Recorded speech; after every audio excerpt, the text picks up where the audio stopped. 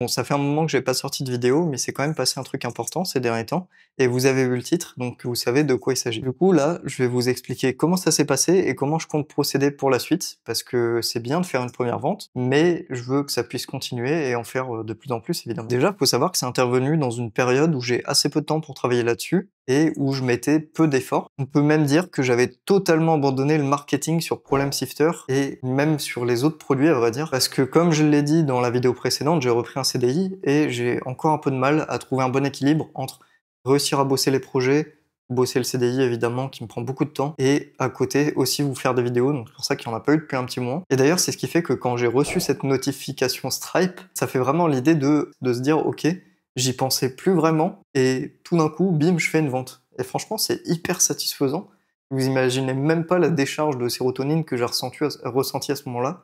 Franchement, c'était fou. Et ça m'a reboosté pour la suite. Du coup, maintenant, mon objectif, ça va être de répliquer ce qui s'est passé avec cette vente pour en réaliser une dizaine, puis une centaine, et arriver à augmenter ce chiffre conséquemment. Donc, je vous resitue le contexte. Je vois que j'ai fait cette vente. Déjà, je m'en rends compte peut-être 1 ou 2 heures après, parce que c'était dans l'après-midi. J'étais encore en train de travailler pour mon entreprise. Et je regarde mes mails et je vois Notif Stripe avec un paiement. Je me fais incroyable, trop bien. Je regarde. Tout semblait OK quand je regardais juste la Notif Stripe. Et je vois que j'ai un mail à côté d'une personne, et c'était mon acheteur. Et je vous mettrai le mail, je vais vous le montrer.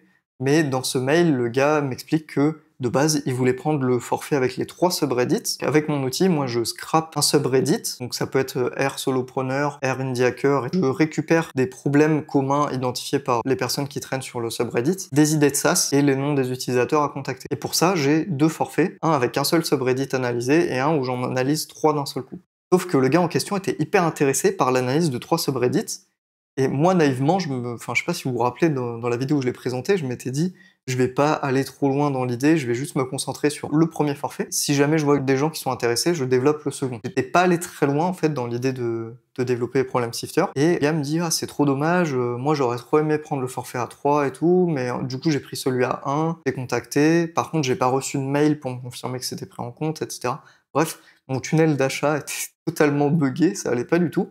Mais le gars, il avait l'air assez sympa et prêt à patienter. J'ai corrigé les petits bugs, j'ai discuté avec lui. Je lui ai fait l'offre des 3 subreddits pour le prix d'un seul parce qu'il y a eu quelques bugs, etc. Et en même temps, ça m'a permis de lui demander des infos de comment, lui, il a découvert mon produit. Et du coup, je vais pas trop m'éterniser pour vous expliquer comment il l'a découvert, mais ce qu'il m'a expliqué, c'est qu'il a fait une recherche sur ChatGPT, donc je pense qu'il a dû faire une deep research avec un contexte qui est très précis. Il voulait un outil qui scrape Reddit pour trouver des problèmes, des idées de SaaS, etc. Donc c'est vraiment ce que fait mon outil, donc je suis pas étonné non plus qu'il soit tombé dessus en faisant une recherche ChatGPT. Et ensuite, il est allé approfondir un petit peu sur Google apparemment, donc globalement c'est le SEO, je pense qu'on peut dire, qui a intervenu dans la manière dont il l'a découvert. Et moi, naïvement, au début, je me dis, ok, si c'est le SEO qui convainc le gars, et bah juste je fais du SEO en fait, je vais juste faire que du SEO sur Problem Sifter. Et je me rappelle quand même que dans la vidéo où je parle des 2 échecs, donc qui sont mes 2 premiers produits, je vous disais ouais, le SEO, écrire des articles, pas top, ça prend du temps, etc. J'ai totalement shifté de mentalité, en fait, quand j'ai vu cette vente. Et je me suis dit, je vais partir fond de balle SEO, fond de balle écrire des articles, etc.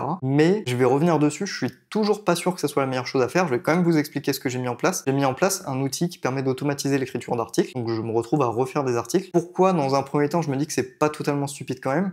C'est que quand j'avais pas de CDI, la ressource il me manquait un peu, c'était de l'argent, et j'avais énormément de temps, et désormais ça s'est inversé, j'ai plus beaucoup de temps, la preuve j'ai du mal à faire des vidéos, j'ai du mal à bosser sur le projet, mais j'ai plus d'argent, et donc je me suis dit c'est pas con de se dire, bon, une partie de mon salaire, je le mets en plus dans mes projets, j'essaye d'équilibrer un peu de cette manière. Donc c'est pour ça que le produit Outrank que je vais vous présenter, qui écrit lui-même des articles, qui recherche lui-même les mots-clés, qui push tout en webbook sur mon site, un article par jour, qui fait lui-même des backlinks aussi. Franchement c'est pas mal, c'est extrêmement cher, c'est une centaine d'euros, mais je me dis ça vaut le coup au moins d'essayer pendant un petit mois, voir ce que ça donne. Au moins, je passe pas trop de temps à écrire des articles, tout est automatisé. Donc j'ai mis ça en place, je vous montrerai vite fait un peu l'interface et tout, comment ça marche. Let's go, let's gong. Voici Outrank. Donc, ce que je voulais vous montrer, c'est que voilà, effectivement, ça coûte quand même très cher, donc là on arrive direct sur le pricing, tout en un.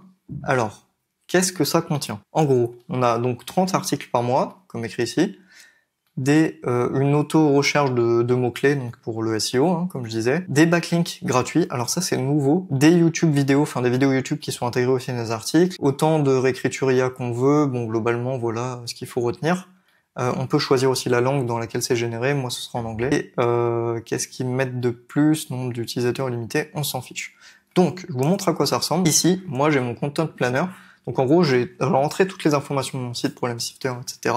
Et ensuite, j'ai pu faire en sorte de générer des mots-clés. Donc je vais donner aussi mes compétiteurs, etc. Donc je génère des mots-clés. Les audiences que je target, donc vous voyez, il n'y a pas trop de secrets, c'est des indie hackers, des product managers, des market researchers, no-code builders, bref, c'est un peu des gens comme vous et moi, si vous regardez cette vidéo, a priori. Et donc, il m'a généré tous les mots-clés qui peuvent intéresser cette cible, nous-mêmes, et il me propose donc d'écrire des articles, et on va regarder par exemple celui-ci. Donc ça, c'est un article qu'il a écrit, il a généré les images. En termes de qualité d'écriture, c'est pas non plus une dinguerie, mais franchement, ça fait largement le taf. Et surtout, ce qui est intéressant, c'est que tout est envoyé à un webhook. Donc sur Problem Shifter, j'ai créé un petit webhook et le webhook reçoit les articles, ils sont mis en base MongoDB, parce que j'utilise MongoDB. Enfin, ensuite, je les retrouve sur mon blog. Pour rentrer un peu plus dans le détail de comment ça marche, le plus simple, c'est carrément de vous montrer. Voilà, là j'ai un article qui a été écrit, et il y a des trucs reliés, bref, c'est bien mis en page, etc. Je trouve ça plutôt cool. Donc j'ai mis ça en place, et puis on va voir ce que ça donne. Donc c'est cher, mais peut-être que ça me permettra de faire un peu de stats.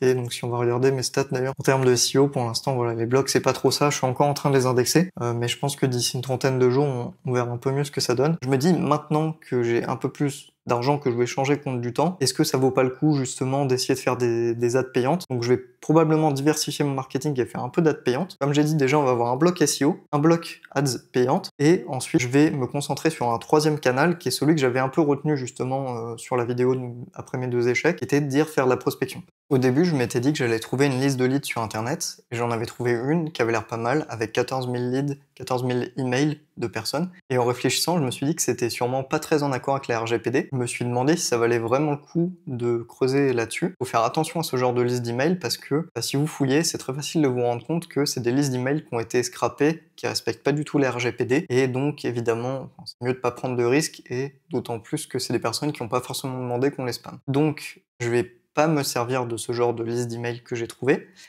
et je vais juste faire de l'email à froid sur des adresses email professionnelles que je peux trouver de manière légale. Donc je vais voir un peu comment je peux m'y prendre pour donc démarcher différents fondateurs d'entreprises qui ont pour idée de créer des startups. Et après, au début, je pense que je vais envoyer les mails un peu à la main, un peu les personnaliser. Je me suis dit, Problem Shifter permet d'avoir des idées de SaaS, donc ce que je peux faire pour attirer l'attention de mes futurs utilisateurs, c'est leur donner une idée de SaaS toute prête qui peut les intéresser, pour attirer leur curiosité et ensuite les rediriger un peu plus tard vers Problem Shifter. Donc je pense que c'est comme ça que je vais les contacter par mail. Ça, ce sera la première partie de call d'email. Ah, et pour remettre un peu en avant ma newsletter, j'en profite pour vous dire qu'il y a un article qui va sortir dans lequel je devrais vous mettre quelques idées de startups qui sont scrappées depuis Reddit, donc grâce à mon outil Problem Shifter. Et donc c'est accessible juste en échange de votre adresse email sur ma newsletter. Comme j'ai dit les dernières fois, je spamme pas du tout, donc n'hésitez pas à ajouter votre mail. Et puis voilà, profitez bien, j'espère que ça vous donnera des bonnes idées de startups à créer.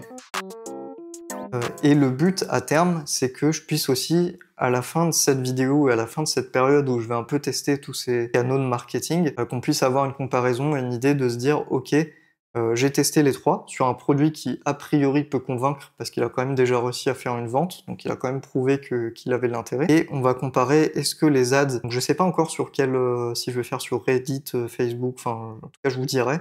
En tout cas, si les ads sur un de ces canaux de communication, voire peut-être 2 si je me chauffe, versus faire de la prospection, versus faire du SEO, et je vous dirai ce qui convertit le mieux. D'autant plus que j'ai un dashboard de données sur lequel je vais pouvoir vraiment comparer les ventes qui ont été faites sur chaque canal. Bon voilà, maintenant j'ai plus qu'à tester tous ces canaux, voir un peu ce que ça va donner. Bien sûr, je vous tiendrai au courant. Évidemment, pour moi, ça va me coûter un peu d'argent, mais au moins je teste, j'expérimente, et je vous fais un retour. Donc ça vous donnera aussi une idée de ce qui peut marcher, même si, évidemment, je pense selon le produit, selon la personne, ça marchera pas de la même manière. Franchement, si vous êtes intéressé par voir les résultats de tout ça, vous pouvez déjà vous abonner. J'ai d'autres idées pour faire un peu plus de marketing, parce que c'est un sujet sur lequel je dois plus me consacrer, même si j'adore Build et je vais sûrement continuer à le faire parce que je préparais déjà un autre produit normalement sur lequel j'étais en train de travailler, mais je vais essayer de faire des produits plus ciblés marketing. Mais bref, ouais, si vous voulez voir l'évolution, vous pouvez déjà vous abonner. Pareil, j'ai une liste de 80 directories qui est accessible grâce à ma newsletter. Vous avez des petites ressources comme ça. La newsletter, pour info, je la spamme pas du tout. Il y a une newsletter toutes les 2-3 vidéos, et Au vu du rythme des vidéos actuelles, je pense que vous prenez pas trop de risques à vous inscrire dessus. J'essaye vraiment de mettre que beaucoup de valeur. Je veux pas vous flouder avec des trucs qui servent à rien. Sinon, merci beaucoup d'avoir suivi cette vidéo. Je vous souhaite une bonne vie, prenez des risques et kiffez. À bientôt sur la chaîne.